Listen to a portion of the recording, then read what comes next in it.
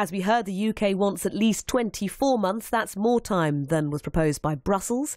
Is it too long? It's a question I put to the Conservative MEP for the East of England, David Campbell Bannerman, earlier on. It is what we asked for in the Lancaster House speech. It's the EU who's actually suggested 21 months, and though I'd like to get out earlier, I don't think it makes much difference, the 3 months. If that helps smooth the implementation period, then, I'm fairly relaxed about that. What I wouldn't want is an open-ended transition period or implementation period.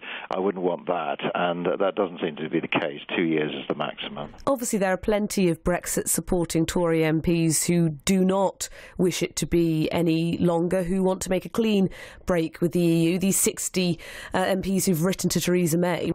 Well, they're not saying, they haven't really mentioned much on the transition in the letter. They're more concerned about the shape of the final deal, as I am. I mean, in a way, we need to decide where we want to end up, the end state, as they call it, the actual final deal, and work backwards from that. In my view, what's really important is we don't get tied into EU regulations, otherwise we might as well be in the single market and the customs union. In order to escape from that and actually do our own trade deals all around the world, I was in Colombia and Peru last week, speaking to both presidents, and they're very keen for UK trade deals. So we have a world awaits for Britain to do its own trade deals, but we don't want those restricted or even ruled out by being too close to the EU. Do you think this shows that the UK has softened its position? It's certainly what some people suspect, and Jeremy Corbyn has suggested that the Prime Minister's downgraded her negotiation goals from a tariff-free trade agreement to as much tariff-free trade as possible. No, I don't actually see it. I mean, checking back to Lancaster House, it's pretty clear in there we did want the 24 months. There's some debate about EU citizens' rights in this period. I think that we wait clarity on that. What the Prime Minister is saying is that these should be different. They should be treated differently as to free movement now. And I think that's the case. We are leaving the EU, and I lose my job in March 2019, quite rightly.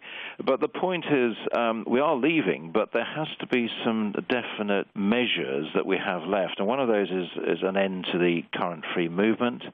Another one is the ability to do our own trade deals and not be in the customs union and single market too tied into the EU. There are some important things we will need freedom on, including that there is a debate again around sincere cooperation. That's been mentioned. That's a phrase which basically means you can't undermine EU interests whilst you're in this transition period. Basically, I'm not happy with that because that means we can't do our own trade deals, and we must pursue our own UK interests because we will have left the EU at that point and be a third country. You can't have it both ways. You can't have your cake and eat it, I would say to the EU. When it comes to the EU's perspective on this, certainly Michel Barnier has suggested that the UK doesn't want to formally request a longer transition period because it may open up a debate on the divorce bill. It might do, to be honest. I mean, it's as I say, the EU has set this deadline there, December 2020. I would like to see more evidence why we need the extra 3 months. I have to say, I'll be quite content to get out at the earlier time. Could it go on for longer? The Irish government said it wouldn't mind it being 5 years to help businesses prepare. No, it can't be. It can't be. No, that's ridiculous. And of course, that is just trying to undermine Brexit and trying to cause delay and confusion.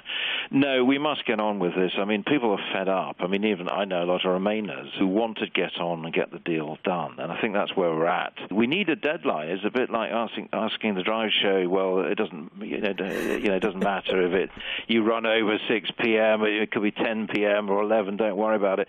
You need a deadline in order actually to deliver. We all do. Yeah. And is that something that Theresa May should be handling better?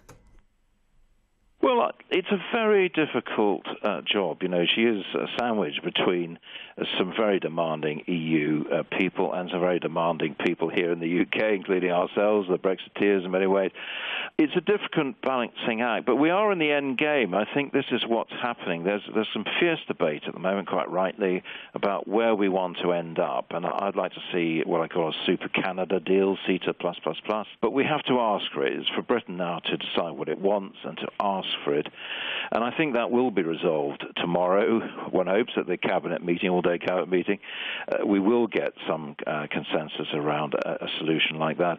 And then the Prime Minister will announce it in the speech she's delivering over the next few weeks. So I think we're going to be much clearer pretty shortly. And I think a Super Canada deal, it's very similar to the deals that Australia and New Zealand are asking of the EU now, and I'm working on those, and the one that was delivered for Canada and even Japan. So, you know, we'll be an independent sovereign nation and just have friendly relations and cooperation with the EU. And that's what we all want now.